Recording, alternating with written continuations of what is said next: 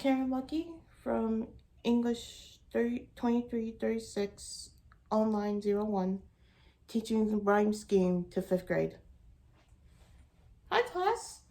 So to prepare for our exam coming up, we're going to go over rhyme one more time.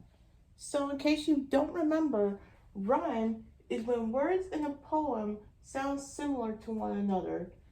Examples of a rhyming words is like cat, hat, high, or sky.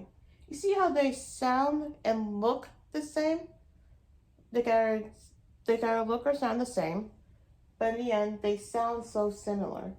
Now there are 3 different types of rhyme that we went over, and I'm gonna go over them just to refresh your memory.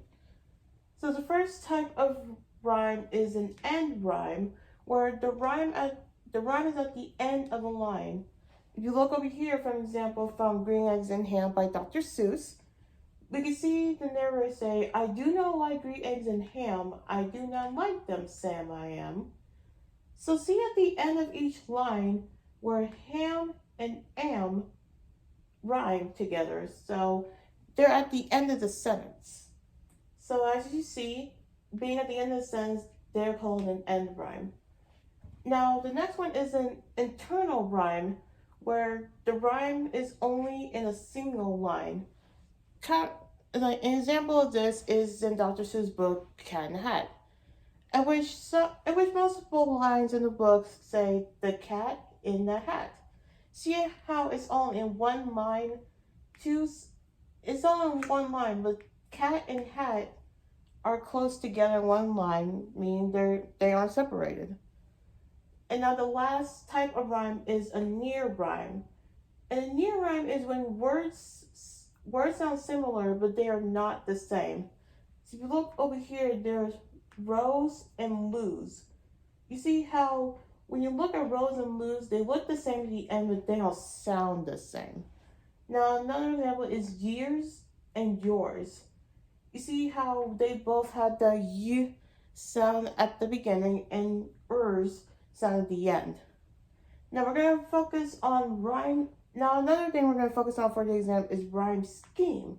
Rhyme scheme is a pattern of rhyming words in a poem. There are 4 types. There's alternating, which is in the A-B pattern. A ballad, which is a long one, is A-B, B-C, B-C. There's a couple scheme where it's A-B, and closed scheme where it's A-B-A. Now, in honor of Women's History Month, we're going to practice this with the poem The Rights of Women by Anna Barbauld.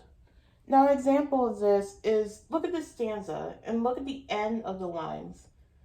You see how at the end we have right and despite, of which we're going to limit them with A, and then we have oppressed and breast, which we're going to label B, B.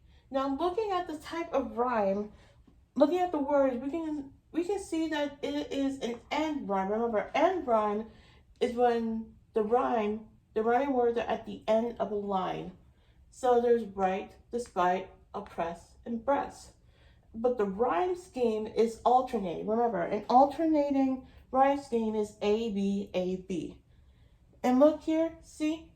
Right is A, oppressed is B, despite is A again because it rhymes with right, and breast is B again because it rhymes with oppressed.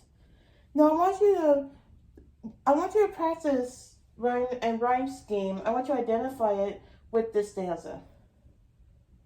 Okay, what do you guys got?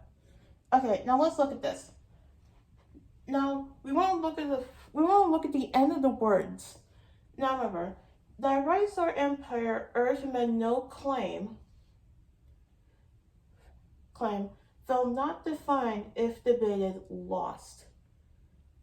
Like the sacred mysteries which would tell with fame rhymes with claim, shunning discussion are revered the most. Most.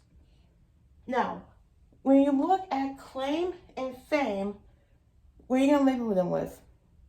Right, you're going to label them as A and A because they sound the same. Now, look at the words lost and most. Remember, Remember what near rhyme means. That's right, they're a near rhyme because they have the ost in them. Lost is ost, lost. And then with most, it has the most. Both of those words has the st sound at the end of them, so they are a near rhyme. So we can conclude that in this stanza, there is a end and near rhyme. But the rhyme scheme, what do you think the rhyme scheme is? Good job. It is alternating. Good job, guys.